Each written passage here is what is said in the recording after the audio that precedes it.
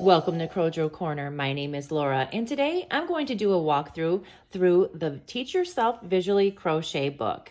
And this book is written by Cicely Keem and Kim P. Worker. This is the second edition, but they do have the updated version on Amazon, and I will go ahead and link that down below in the description box. Now, this book is great for a beginner crocheter. I think it tells you everything you need to know how to crochet, but it also has some good tips and tricks for the experienced or intermediate crocheter as well. So I will take a quick walk through this book so you can see exactly for yourself if you like it or not, and if you think it's worth checking out. Right here is the table of contents, and you can quickly find what you're looking for in the book. That's what I really like. Everything is very easy to locate. Like we have your introduction to crochet, your basic, tools, fibers. Then you have your basic stitches, how to make a slip knot, a chain stitch, just everything, that you learn in the very, very beginning treble crochet. Then they also, in chapter 3, now they have your basic techniques like working in the round, how to join new yarn, how to fasten off and weave in your yarn tails, things like that. Chapter 4 shows you stitch variations like the spike stitch, the crossed stitches, like an extended half double crochet. And then they show you how to combine stitches in chapter 5, clusters, bobbles, puffs, popcorns, and bouillons. I really enjoyed those stitches. And then they have a section on how to follow a pattern, understanding gauge, reading a pattern, charts. Then they have other stitch patterns. Then they have other techniques in chapter 8, such as Tunisian, broomstick loops, filet crochet, hairpin lace. Then in chapter 9, troubleshooting, diagnosing mistakes. Now, I thought that was really nice. A lot of books don't talk about the mistakes that we make in crochet and how to fix them. And this even tells you how to visually check them out and see them, and how to use stitch markers, how to work with split yarn, how to smooth your uneven sides. I think that's really, a great point to bring up. And then here's the final details and finishing, how to do a buttonhole, insert a zipper, how to make pom-poms and fringe, pockets, and how to care for your crocheted items. Chapter 11, they show you how to do flowers, shapes, and creatures. Chapter 12 is blocks and motifs. And chapter 13 is edging. And the last chapter are some patterns, some really easy patterns. And, this book is great. So let's just take a quick walk through. I'm not going to show you everything, but look, like for example, this shows you exactly how to wind on a swift here. But if you don't have a swift, it teaches you how to do it on a chair or using someone else's arms. And, this talks about turning chains. Here's the working in the round section. Here, for example, are your extended crochet directions. They're clear and they explain exactly how to do it, and they show you what it looks like when it's finished. Here's some more stitch patterns. Here's where they teach you how to read a pattern, understand and gauge. This book is really informative and easy to understand.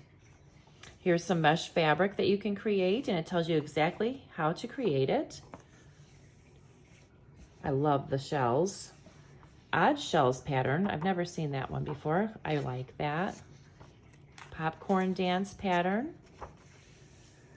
And this talks about using stripes to add color and how to determine the right side and the wrong side.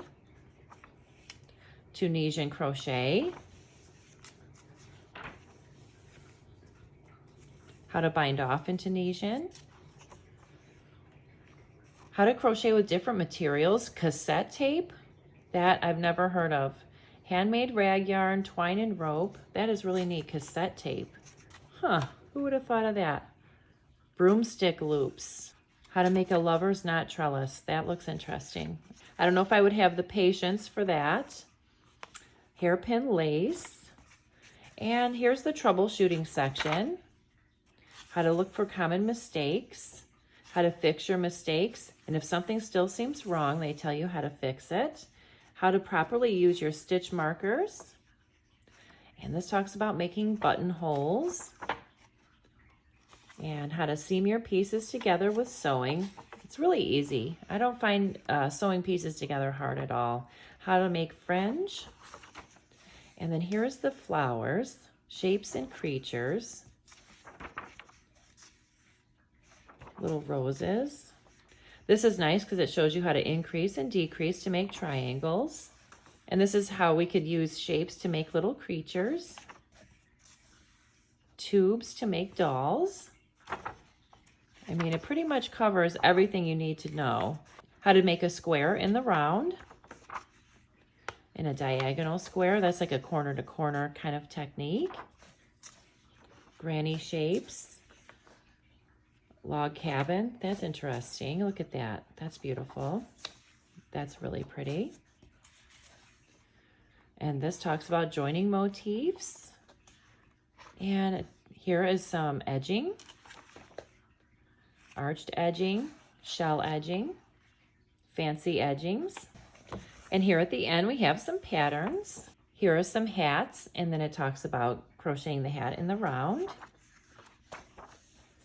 Some little booties, a little sweater, a sampler scarf, a bag. That bag is really pretty. Here's a pattern for a shawl. Now, I don't find that there are a lot of projects in this book, but basically, if I were to recommend this book, it would not be for the patterns. It would be for the knowledge and the tips and tricks. And I think it's worthwhile, especially if you are a beginner crocheter. I would highly recommend this book. It's called Teach Yourself Visually Crochet.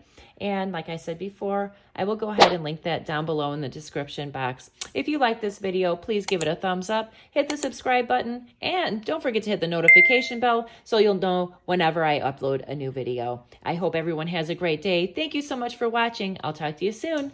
Bye! If you like diamond painting, make sure you check out my other channel, Diamond Painting with Lora.